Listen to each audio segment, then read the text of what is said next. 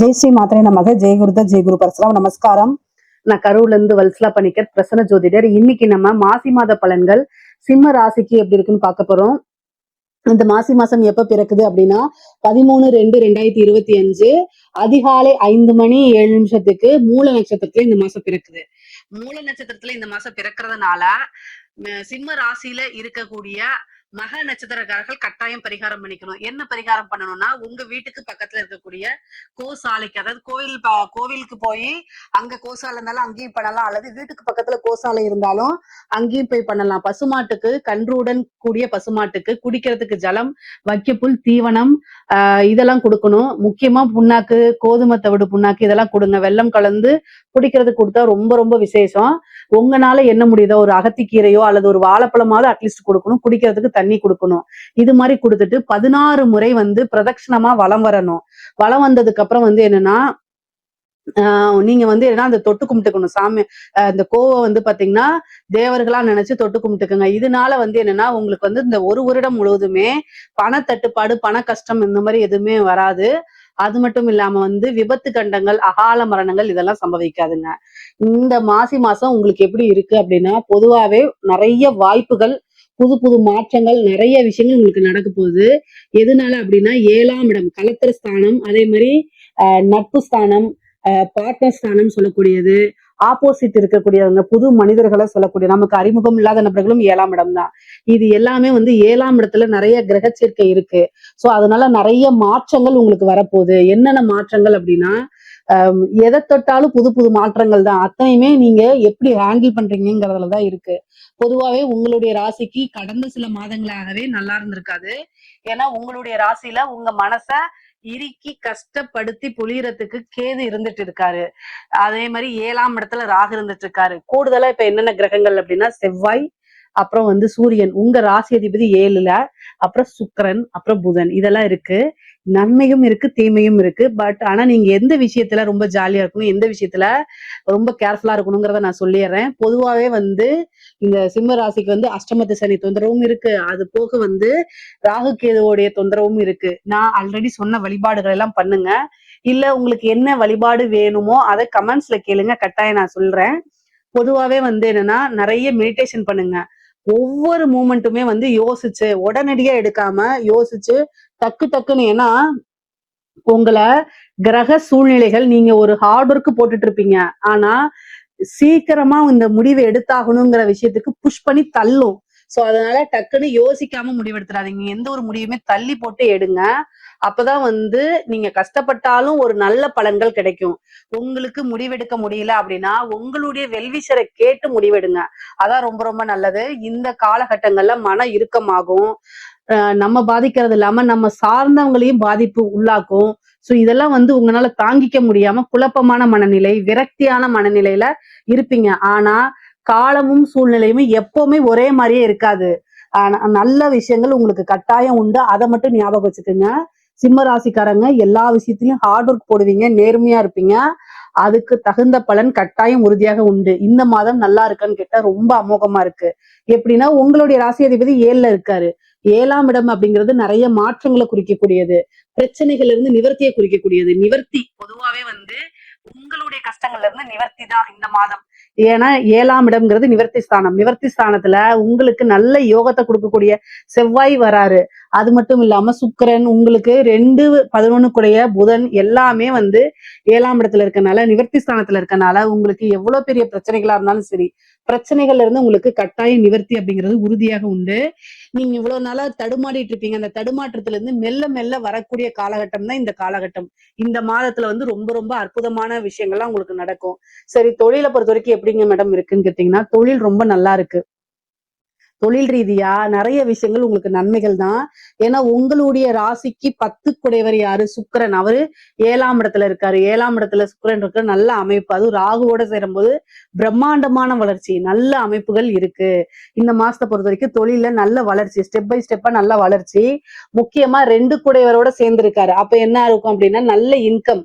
அதாவது தொழில் மூலியமா நிரந்தரமான வருமானம், நல்ல லாபம். 11 கூடையவரும் புதனா இருக்கனால அவரும் 7ஆம் இடத்துல வந்து இருக்கிறாரு. யாரு கூட 10ஆம் அதிபதியோட சேர்ந்து இருக்காரு.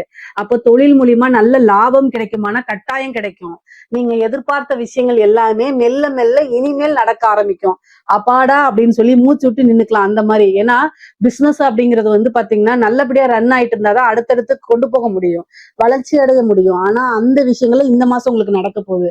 நீங்க எதிர்பார்த்த லாபங்கள், நல்ல வருமானம், நிரந்தர வருமானம் இந்த மாதம் உண்டு. அதே மாதிரி உத்தியோகத்துல இருக்கவங்களுக்கு ஒரு திடீர்னு ப்ரொமோஷன் கிடைக்கும், நல்ல இன்கிரிமெண்ட் கிடைக்குங்க. நீங்க காசு பணம்லாம் நல்ல ஒரு வேலை கிடைக்கும், நல்ல இன்கிரிமெண்ட் கிடைக்கும். எதிர்பார்த்துட்டு இருந்தது எல்லாமே இந்த மாசம் கிடைக்கிறதுக்கு உண்டான அமைப்பு உறுதியாக இருக்கு உங்களுக்கு.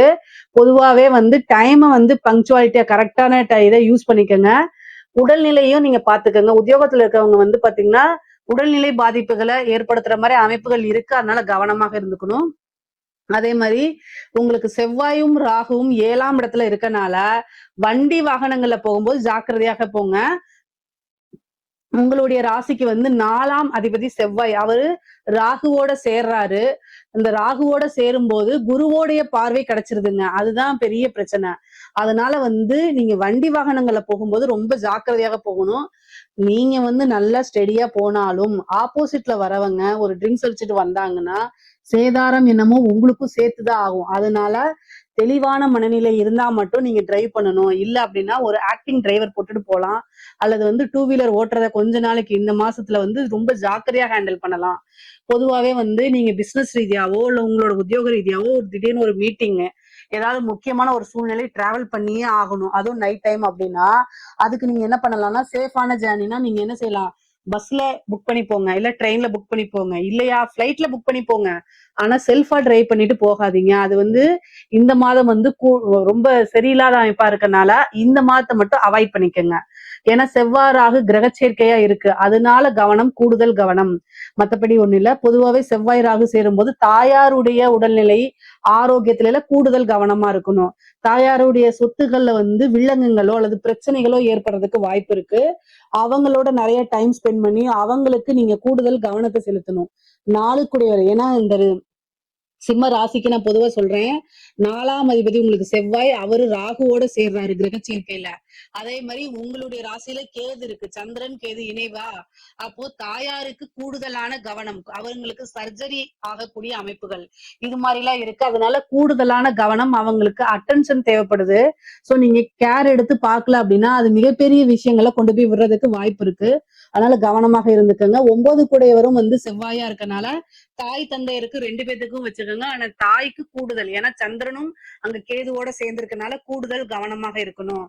அதே மாதிரி வந்து பெண்களை பொறுத்த வரைக்கும் உங்களுக்கு 7ல நிறைய கிரக சேர்க்கை இருக்கனால கணவன் வழி ஆதாயமும் உண்டு. அதே நேரத்துல சண்டை சச்சரவுகளும் இருக்கு. பொதுவாவே அனுசரிச்சு போனா உங்களுக்கு நிறைய வாய்ப்புகள் இருக்கு. 7ஆம் இடத்துல இருக்கனால புது மனிதர்களுடைய தொடர்புகள் கிடைக்கும். பொதுவா சிம்மராசிக்கு நிறைய ஃப்ரெண்ட்ஸ் கிடைப்பாங்க. சர்க்கிள் பேக்ரவுண்ட் சர்க்கிள் பெருசாகிறதுக்கு வாய்ப்புகள் இருக்கு. அது மூலியமா புது புது விஷயங்களை ஸ்டார்ட் பண்றதுக்கு உண்டான அமைப்புகள்லாம் கிடைக்கும். எப்பவுமே ஒரு புது பழக்க வழக்கங்கள் நம்ம புதுசா மனிதரா மாத்துறது, அதே மாதிரி புது விஷயங்களை ஆரம்பிக்கிறதுக்கெல்லாம் ரொம்ப சப்போர்ட்டிவா இருக்கும். அதனால இதெல்லாம் இந்த டைம் யூஸ் பண்ணிக்கோங்க. பெண்கள் வந்து கணவர்கிட்ட வந்து அட்ஜஸ்ட் பண்ணி போங்க. சண்டை சச்சரவுகள் வேணாம், வீண் வாக்குவாதங்கள் வேணாம். அதனால கூடுதலா மன உளைச்சல் உங்க கணவருக்கு இருக்கோ இல்லையோ உங்களுக்கு தான் கட்டாயம் இருக்கு. அதனால கவனமாக இருந்துக்கோங்க. சண்டை சச்சரவுகளை வேண்டாம், அட்ஜஸ்ட் பண்ணி போய்க்கங்க. அதே மாதிரி வந்து வாகனங்கள் வாங்கக்கூடிய அமைப்பு, வீடு வாங்கக்கூடிய அமைப்புகள்லாம் இந்த மாதம் இருக்கு. திடீர்னு ஒரு அதிர்ஷ்டம் அப்படிங்கிறது இருக்கு. ஆடை ஆபரண சேர்க்கை இருக்கு. புதுசா ஒரு விஷயங்களை செய்யறது, புதுசா ஒரு விஷயத்தை எதிர்பார்த்த விஷயங்களை உங்களை தேடி வந்து கிடைக்கிறது, இந்த மாதிரி திடீர் ஒரு அதிர்ஷ்டமும் உங்களுக்கு உறுதியாக உண்டு. படிக்கக்கூடிய குழந்தைங்களுக்கு எல்லாம் படிப்புல நல்ல ஆர்வம் வரும். படிப்புல நல்ல மார்க் எடுத்து நல்ல ரேங்க் ஹோல்டரா வர்றதுக்கு உண்டான அமைப்பு.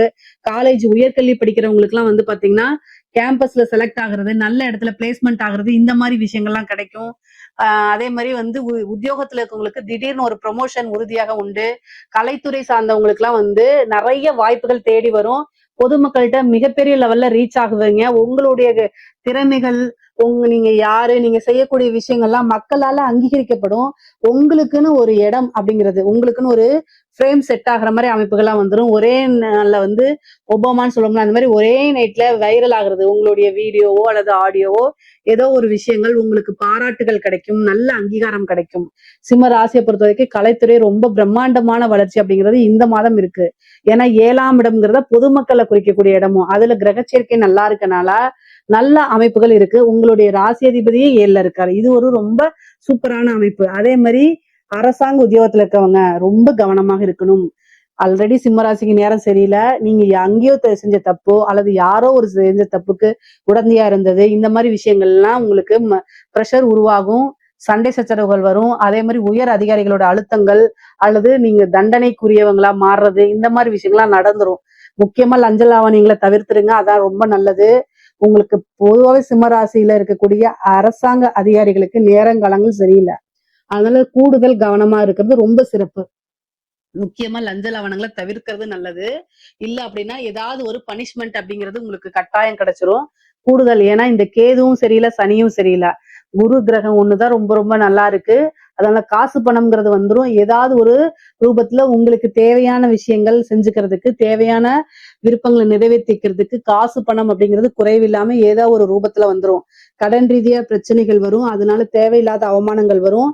ஆனா அந்த கடன் பிரச்சனைகளை சமாளிக்க கூடியதும், அதே மாதிரி கடனை நிவர்த்தி பண்றதுக்கும் உண்டான அமைப்பும் உறுதியாக உங்களுக்கு கிடைக்கும்.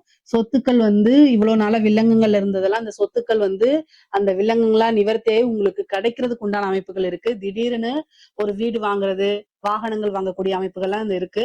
அரசியல்வாதிகளை பொறுத்த வரைக்கும் சிம்ம ராசிக்கு நேரங்காலம் சரியில்லை, அரசியல்வாதிகளுக்கு சுத்தமா நேரங்காலம் சரியில்லை. பொதுவாகவே உங்களுடைய ராசிக்கு 7ஆம் இடத்துல கிரக சேர்க்கை கூடுதலான பலன்களா இருக்கு. அது போக உங்களுடைய ராசியில கேது இருக்கனால பதவி ஸ்தானாதிபதி ராகு கூட போறனால உங்களோட பதவியை புடுங்கிறதுக்கு, உங்களுடைய பதவியை என்ன செய்யறது, பதவியில நீங்க இருக்கீங்க அப்படின்னா அதை காலி பண்றதுக்கு உண்டான அத்தனை அமைப்புகளும் நடக்கும். அதனால கவனமாக இருங்க. உங்களுடைய ஜோசியர்கிட்டயோ அல்லது நீங்க யார்கிட்ட வந்து டிஸ்கஸ் பண்றீங்களோ அவங்க கிட்ட பண்ணி தெய்வ வழிபாடு, தெய்வ பரிகாரங்கள், யாகங்கள், பூஜைகள், வேள்விகள் எல்லாமே நடத்தி உங்களுடைய பதவிகளை காப்பாத்திக்கணும். அதே மாதிரி நீங்க நினைச்ச விஷயங்கள் எல்லாத்தையும் அப்படியே பேசுவீங்க, ஃபில்டர் இல்லாம. அது மாதிரி பேசக்கூடாது. என்ன முடிஞ்ச அளவுக்கு அமைதியா போறது நல்லது. இல்ல அப்படின்னா யோசிச்சு நிதானமா பேசணும், இல்லைன்னா நெகட்டிவா வரதுக்கு வாய்ப்புகள் இருக்கு. பொதுவாவே அரசியல்வாதிகளுக்கு வந்து இந்த காலகட்டங்கள் அவ்வளவு ரொம்ப சிறப்பா இல்லாதனால கட்டாயம் தெய்வ வழிபாடு மட்டும்தான் உங்களை வந்து ஜெயிக்க வைக்கிறதுக்கு உண்டான அமைப்புகளை கொடுக்கும். அதனால ரொம்ப ரொம்ப கூடுதலான கவனமா செயல்படுறதா ரொம்ப நல்லது. இதுல ஏதாவது சந்தேகங்கள் இருக்கு அப்படின்னா கமெண்ட்ஸ்ல கேளுங்க, கட்டாயம் நான் ஆன்சர் பண்றேன். நம்மளுடைய சேனலை லைக் பண்ணுங்க, ஷேர் பண்ணுங்க, சப்ஸ்கிரைப் பண்ணுங்க. நன்றி, வணக்கம்.